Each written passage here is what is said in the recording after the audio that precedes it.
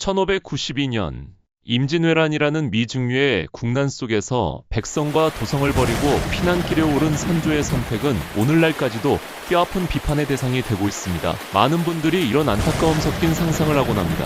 만약 선조가 비겁하게 도망치지 않고 한양 도성에 남아 백성들과 함께 끝까지 결사항전했다면 역사는 어떻게 바뀌었을까요? 조선의 국왕이 직접 칼을 들고 성벽에서 적을 맞이하는 모습, 상상만으로도 묵직한 감동을 줍니다. 하지만 남겨진 사료와 군사지형 데이터가 가리키는 진실은 우리의 낭만적인 기대와는 사뭇 다릅니다. 당시 조선의 병참 기록과 일본군의 진격 속도를 대입하여 냉정하게 시뮬레이션을 돌려보면 충격적인 결론에 도달하게 됩니다. 선조가 한양에서 결사항전을 택했다면 조선이라는 국호는 개전 20일 만에 지도에서 영원히 삭제되었을 것입니다.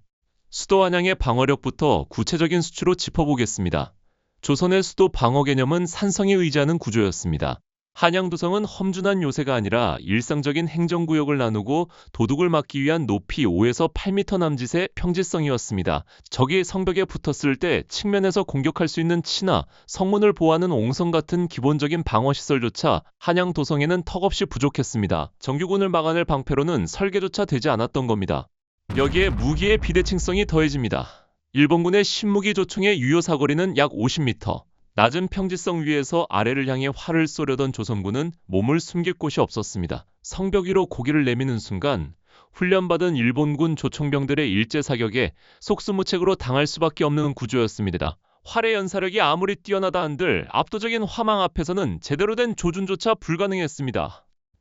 병력의 차이는 더욱 절망적입니다. 개전 초기 충주의 신립장군 부대가 전멸한 뒤 한양에 남은 정규군은 고작 7,000명 안팎이었습니다. 반면 물밀듯 밀고 올라오는 고니시 유키나가의 선봉대만 18,000명, 뒤따르는 가토 기요마사의 22,000명까지 합치면 4만 명이 넘습니다. 100년간의 전국시대 내전으로 단련된 4만 명의 살인기계들을 상대로 7,000명의 오합지졸이 평지성에서 벌이는 방어전, 이것은 전투가 아니라 일방적인 학살 시나리오입니다. 만약 이 학살극 속에서 선조가 끝까지 칼을 쥐고 있다가 사로잡히거나 전사했다면 어떻게 되었을까요? 일본군의 전쟁 교리에서 최종 목표는 오직 하나, 적의 대장을 잡으면 전쟁은 끝난다는 것이었습니다. 국왕의 죽음이나 포획은 곧 지휘체계의 완벽한 붕괴를 의미합니다. 조선 팔도에서 일어나려던 모든 관군과 의병은 구심점을 잃고 그날로 무장 해제되었을 것입니다. 우리가 비겁한 도주라고 조롱했던 선조의 피난.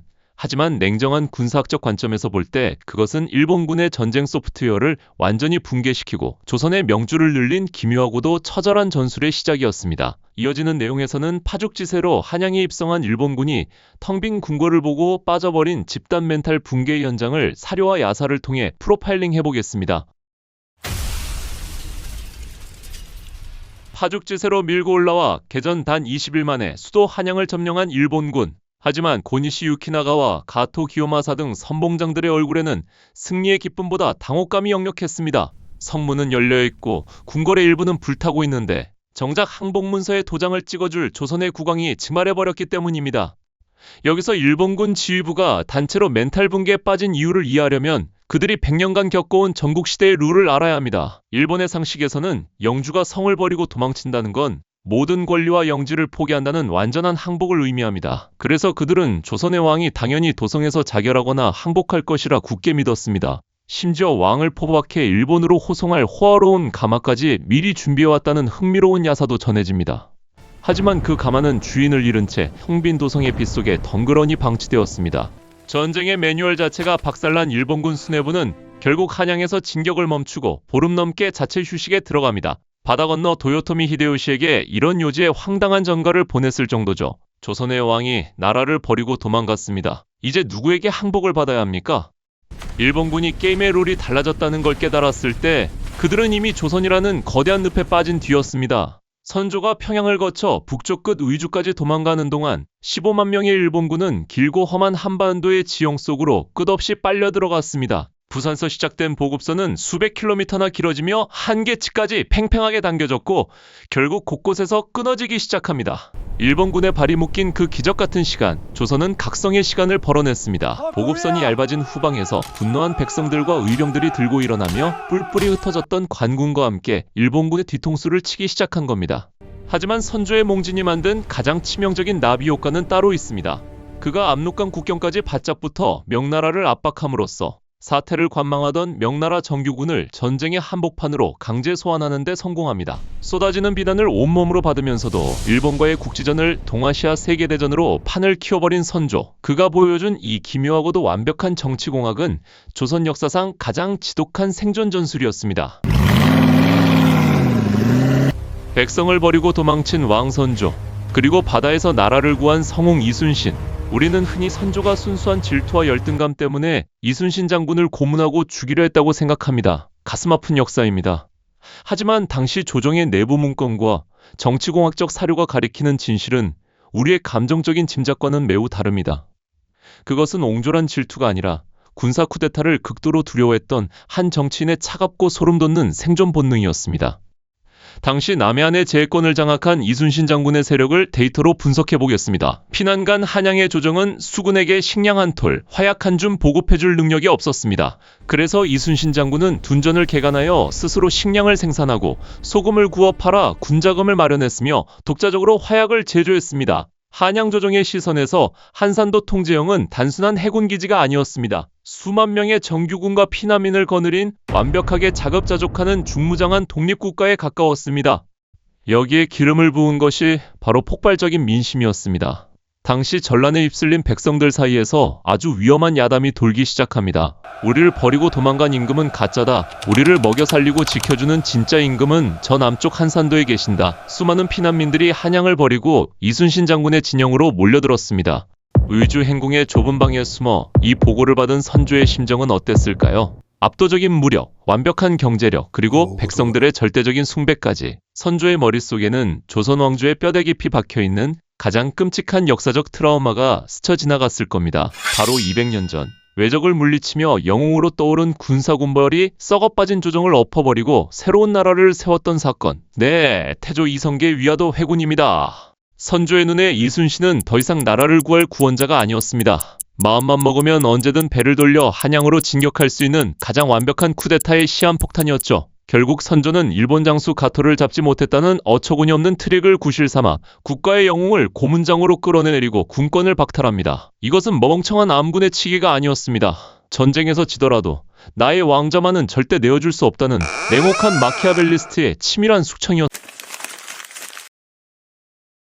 선조의 권력에 대한 집착과 두려움은 비단 이순신 장군에게만 향한 것이 아니었습니다. 그 칼끝은 자신의 핏줄인 세자 광해군에게도 똑같이 겨눠졌습니다. 의주로 피난을 떠나며 선조는 조정을 둘로 쪼개는 분조를 단행합니다. 그리고 고작 18살이었던 광해군에게 사지로 변한 남쪽의 전장을 맡겨버립니다. 냉정하게 말해, 이것은 아들을 정치적 고기방패로 쓴 것입니다. 나라가 망하면 세자가 싸우다 죽은 것이고 나라가 보존되면 왕의 결단 덕분이 되는 완벽한 책임 회피였죠. 하지만 여기서 선조의 완벽한 계산착오가 발생합니다. 온실 속 화초인 줄 알았던 어린 세자가 흙바닥에서 자며 의병을 규합하고 전선을 지켜낸 것입니다.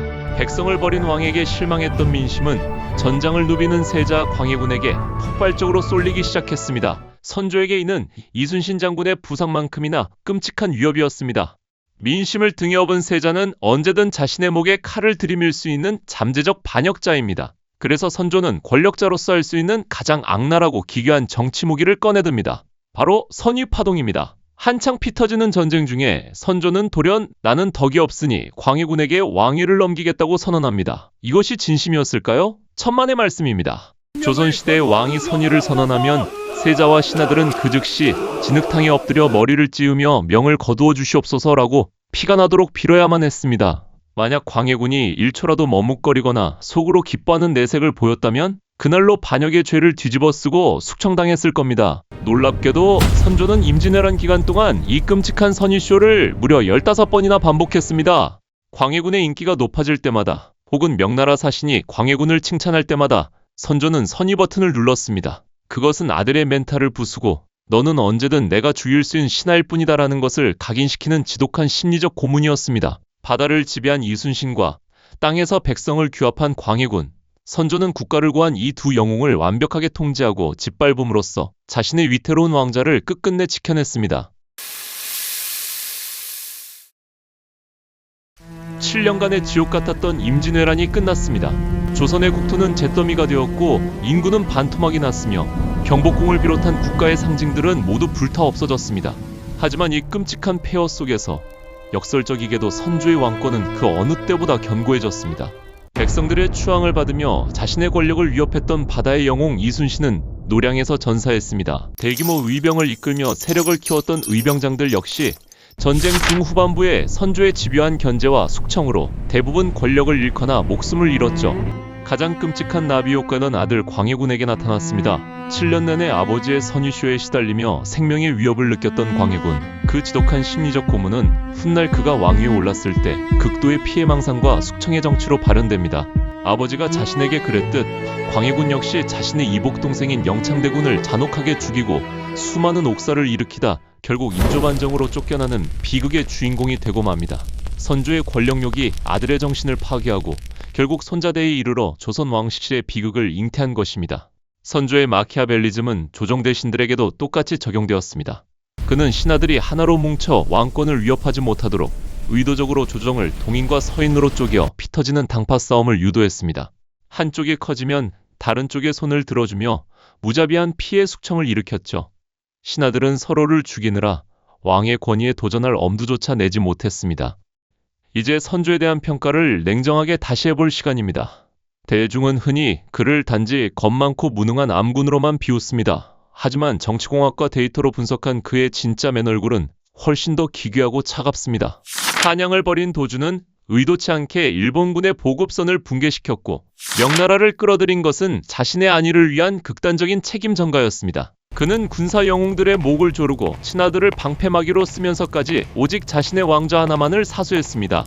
선조는 국가와 백성을 철저히 희생양으로 삼았습니다. 하지만 그 소름 돋도록 이기적이고 기형적인 권력욕이 역설적이게도 전시 상황에서 가장 끈질긴 생존 전술로 작동해버린 겁니다. 그는 무능했던 게 아니라 자신의 권력을 위해 모든 것을 땔감으로 써버린 잔혹한 정치적 괴물이었습니다.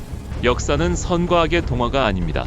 피도 눈물도 없는 권력과 시스템의 톱니바퀴죠. 판타지를 부수는 팩트 폭격, 늦은 밤 TV였습니다. 다음 시간에도 여러분의 상식을 산산조각낼 차갑고 매운 역사 데이터로 돌아오겠습니다. 구독과 좋아요는 진실을 파헤치는 가장 큰 힘이 됩니다.